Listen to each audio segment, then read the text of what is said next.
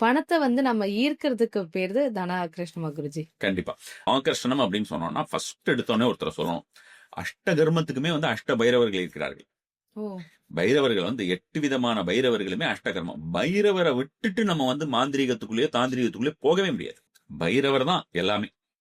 நாம வந்து ஒரு பக்கம் எடுத்து இங்க வந்து நம்ம வந்து தசமஹா வித்யைன்னு சொல்லிட்டு இருக்கக்கூடிய 10 தெய்வங்களையும் நம்ம வந்து சாஸ்திரத்துல போயிட்டோம்னா, எல்லாருமே மடியில யார வச்சுட்டு இருப்பாங்கன்னு பார்த்தா பைரவர் தான் வச்சுட்டு இருப்பாங்க. அதனாலதான் நம்ம வடுக பைரவர்னு சொல்றோம். ம். சண்டி ஹோமத்துல வடுக பைரவரும் குட்டியா இருக்கிற பைரவரை பண்றோம். வடுக பைரவர் அப்படின்னு இங்கே கூட வந்து பார்த்தோம்னா ஒரு பூதங்கள் கட்டிய கோயில் அப்படின்னு சொல்லிட்டு இங்க நம்ம ஸ்ரீபெரும்புதூர் போற வழியில ஒரு சிவன் கோயில் ஒன்று இருக்கு. ஒரு ஒரு நைட்லயோ இல்ல ஒரு 1 மந்த்லயோ சம்திங் ஏதோ கட்டின கோயில் அப்படின்னு, அதாவது தேவகணங்கள் கட்டின கோயில். அந்த கோயில வந்து வடுக பைரவர் வச்சிருப்பாங்க. அங்கேயே அவங்க வந்து பாத்தீங்கன்னா இங்க குட்டியா ஒரு பைரவர் இருக்காரு, பெரிய பைரவர் ஒருத்தர் இருக்காரு, குட்டியா ஒரு பைரவர் இருக்காரு வர்றாருன்னு சொன்னார். அப்புறம் நான் கூப்பிட்டு சொன்னேன், இதை நம்ம சண்டியில பண்ணுவோமே, அதுதான் இது வடுக பைரவர் தான் இங்க இருக்காரு அவரு.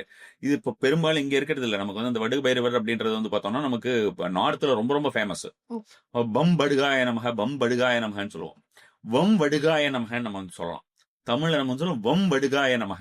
இந்த பஞ்ச அக்ஷரத்துல நம்ம ஒவ்வொன்றும் சொன்ன பார்த்தது இந்த நம சிவய அப்படின்னு சொல்றாங்க. மசிவ என, மசிவ என சொன்னா வசியம். மசிவ என, எனம சிவ, எனம சிவ மோகனம். ஆகர்ஷணத்துக்கு வேற ஒரு விஷயம் இருக்கு. அது நம்ம இப்ப சொல்ல வேண்டாம். ஆகர்ஷணத்துக்கு வேற ஒரு விஷயம் இருக்குன்னு வச்சுக்கலாம். தன ஆகர்ஷணம் அப்படின்னு எடுக்கிறோம் அப்படின்னு பாத்தீங்கன்னா, தன ஆகர்ஷணம்னா பைரவர் தான். தன ஆகர்ஷணம்னா ஏன் பைரவர்னா, அசுரர்களுக்கும் தேவர்களுக்கும் போர் நடக்கிறது. மிகுந்த பெரிய போர். போர் முடிஞ்சு எல்லார் கையிலயும் ஒண்ணும் இல்லாம போயிடுச்சு. அதுக்கப்புறம் தான் அவங்க போய் அந்த மலையை கொண்டாங்க. அப்ப அந்த டைம்ல அதுக்கு முன்னால வந்து பார்த்தோம்னா குபேரர்கிட்டையும் காசு கிடையாது, லட்சுமி மகாலட்சுமி கிட்டையும் காசு கிடையாது. 2 பேர்கிட்டையும் ஒண்ணுமே இல்லையா.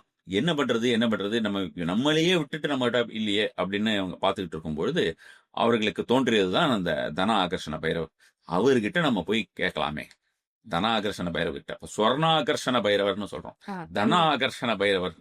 அப்ப அந்த கிட்டத்தட்ட எல்லாம் ஒண்ணுதான் வச்சுக்கோங்க. பட் அந்த தன ஆகர்ஷண பைரவர்கிட்ட போயிட்டு நம்ம வந்து கேட்கலாம் அப்படின்ட்டு அவங்க போய் கேட்ட உடனே உங்ககிட்ட இனிமே வற்றாத நிதி இருக்கும் அப்படின்னு சொல்லிட்டு அந்த பைரவர் வந்து இவங்க 2 பேருக்குமே அந்த மாதிரியான பைரவரை நம்ம குபேரரை பொறுத்த வரைக்கும் அவர் வந்து பாதுகாவலர் தானே. அவர் வந்து டசன்ட் ஓன் மணி இல்லையா.